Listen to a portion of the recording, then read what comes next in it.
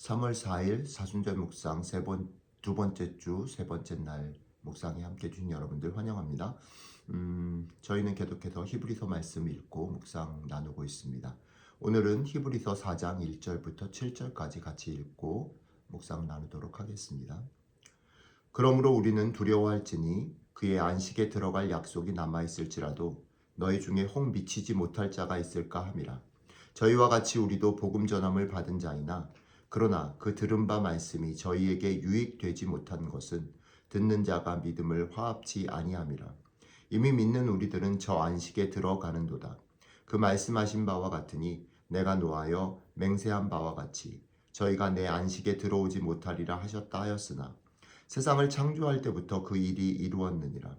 제7일에 관하여는 어디 이렇게 일렀으되 하나님은 제7일에 그의 모든 일을 쉬셨다 하였으며 또다시 저희가 내 안식에 들어오지 못하리라 하였으니 그러면 거기 들어갈 자들이 남아있거니와 복음 전함을 먼저 받은 자들은 순종치 아니함을 인하여 들어가지 못하였으므로 오랜 후에 다윗의 글에 다시 어느 날을 정하여 오늘날이라고 미리 이같이 일렀으되 오늘날 너희가 그의 음성을 듣거든 너희 마음을 강팍해 말라 하였나니. 아멘. 메시지 성경으로 한 번 더 읽겠습니다. 그러므로 하나님 안에서 안식을 주겠다고 하신 그 약속이 우리를 이끌어서 그분이 세우신 목표로 데려가는 동안 우리 중에 자격을 잃는 사람이 없도록 조심하십시오. 우리가 받은 약속과 광야에 있던 그들이 받은 약속은 똑같은 것입니다. 그러나 그 약속이 그들에게 조금도 유익이 되지 못한 것은 그들이 그 약속을 믿음으로 받아들이지 않았기 때문입니다. 하지만 그 약속을 믿는 우리는 안식을 경험할 것입니다. 이것은 믿음 없이는 되지 않습니다. 하나님께서 하신 말씀을 기억하십시오. 나는 노하여 맹세하여 말했다. 그들은 가고자 하는 곳에 이르지 못하며 결코 안식하지 못할 것이다. 하나님께서는 창세 전에 이미 하실 일을 다 마치셨음에도 이런 맹세를 하신 것입니다. 성경에 하나님께서 자기 일을 다 마치시고 일곱째 날에 쉬셨다고 했으나 다른 구절에는 그들은 결코 안식하지 못할 것이다 라고 했습니다. 이 약속은 아직 성취된 것이 아닙니다. 먼저 들은 자들이 안식처에 들어가지 못한 것은 순종하지 않았기 때문입니다.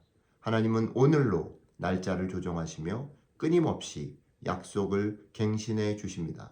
이것은 처음 초대장을 보내시고 나서 수백 년이 지난 후에 다윗의 시편을 통해 하신 말씀과 같습니다.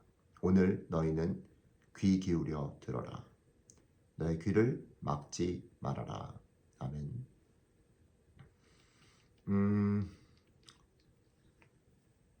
이번 주에 계속해서 반복되어지는 키워드가 뭐냐면 지금 오늘 여기에서 귀를 기울여 들어라.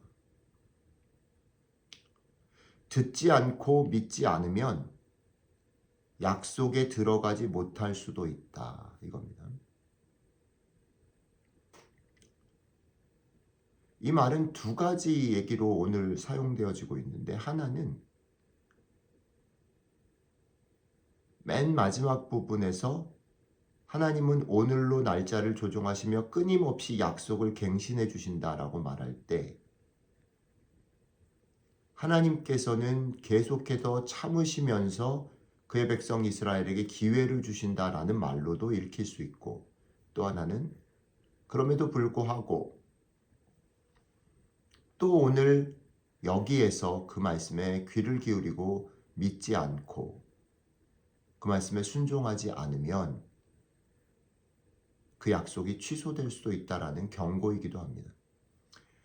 사실 오늘 우리가 읽은 부분은 더 경고에 가깝습니다. 말씀을 듣지 않고 말씀을 순종하지 않으면 하나님께서는 창조 후에 스스로 안식하셨다라고 말씀하시면서 그 안식에 너희들도 들어와 있고 들어올 수 있다라고 말씀하신 그것을 다른 말씀 속에서 너희는 절대 안식에 들어가지 못한다라는 이 모순되는 이야기들로 우리에게 이야기하고 있다라는 겁니다. 그런 면에서 이 안식, 구원은 늘 현재형입니다. 그리고 완성된 것이 아니라는 겁니다. 이 말씀은 제가 주일날부터 드린 말씀, 지난주 주일부터 계속 설교 말씀 드린 것의 맥락에 있습니다. 뭐냐면 예수 그리스도께서 자신의 몸과 피를 흘리셔서 우리를 구원하시고 우리를 그 구원의 길로 초대하신 이것은 어떤 티켓을 끊어서 주었기 때문에 너네는 이제부터 천국에 가. 너네는 이제 자동으로 내가 너희를 모든 것을 축복하고 너희를 인도하고 보호할 거야 라는 말이 아니라는 거지요. 이 말은 예수님의 멍에를 같이 메고 예수님과 함께 걸어가자라고 하는 초대라는 거죠. 그런 면에서 이 초대의 핵심은 주님의 멍에가 무엇인지를 알고 그 멍에를 생각해보고 그 멍에에도 불구하고 그걸 같이 지고 주님과 함께 같이 걸어가는 것입니다. 그러니까 우리의 기도와 우리의 신앙의 훈련은 어디에 초점이 맞춰져야 하냐면 계속해서 기도하고 신앙의 훈련을 통해서 주님이 무엇을 기뻐하시고 주님이 우리를 어느 길로 어떤 곳으로 인도하시는가 하는 것에 주목할 줄 알아야 된다. 그리고 그것을 알았다면 순간순간 그것에 예민하게 반응하면서 그것을 붙잡고 같이 걸어가는 순종을 해야 한다라는 겁니다. 오늘 이 말씀을 나누면서 생각했던 찬송 하나가 주의 말씀 듣고서 순종하지 않는 자는 모래 위에 지은 집 같다.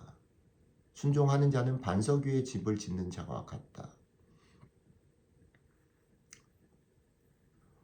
우리가 순종하지 않으면 이 일들이 화답될 수 없다라는 것입니다. 자, 그런데 한쪽은 이 맥락이 있습니다. 그러니까 듣고 순종하는 일들에 민감하게 깨어 있어야 한다. 그것은 매번 현재형의 사건이다라는 거죠. 근데 또 한쪽 맥락은 뭐냐면 이 말씀을 우리 주님께서 히브리서 말씀을 통해서 왜 하시는가, 어떤 마음으로 하시는가라는 것입니다. 그러니까 이 말을 읽다 보면 어떤 마음이 드냐면 그러니 너네 지금도 순종에 실패하면 니네 믿음으로 사는 것에 실패하면 내가 쫓아낼 거야. 내가 구원에 이르지 못하게 할 거야. 그러니까 겁주고 협박해서 순종을 이끌어내려고 하시는, 우리를 판단하시려고 하시는 말이 아니라는 것입니다. 히브리서 전체 맥락 속에서 이 말이 놓여진 출발점이 뭐냐면 너희가 그것을 다시 듣고 예민하게 깨닫고 거기에 민감하게 순종하지 않으면 너희가 이 길을 계속해서 갈 수가 없다라는 얘기를 하는 거죠. 그렇다면 그걸 가능하게 하는 게 뭡니까? 그 앞부분의 전제가 뭐냐면 우리 주님께서 우리를 위해서 자기의 몸을 들이셔서 이 땅 가운데 오셨고 시험과 고난을 통해서 우리를 충분히 공감하시고 돌보실 수 있는 대제사장이 되셔서 지금도 우리를 돌보신다라는 것이 전제예요. 그러니까 이것을 다시 깨닫고 다시 확인하면서 그 대제사장 되신 주님께서 우리를 부르셔서 같이 가라고 하신 그 길들을 다시 묻고 그 길들을 가야 된다. 쓰러지고 넘어지고 또 실패하고 잘못했어도 주님이 여전히 나를 보시고 계시는구나. 나에게 다시 기회를 주시는구나. 다시 용기를 내서 가야 된단 말이죠. 낙심하고 주저앉아 있어서도 안 되고 무언가 주어졌다, 이루었다라고 생각해서 교만하여서 신나서 춤추어도 안 된다는 것입니다.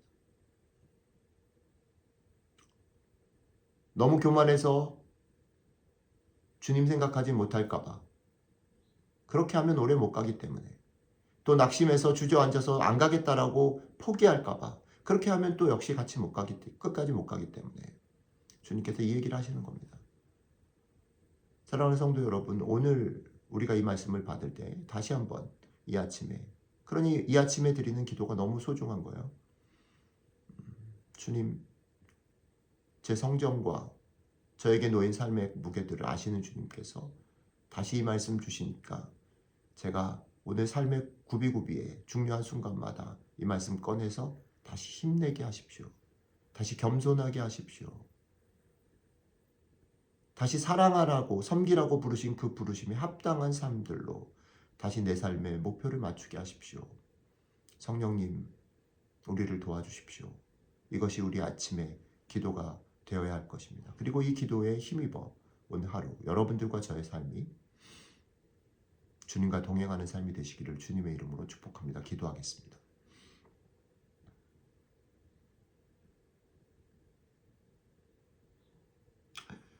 예, 주님,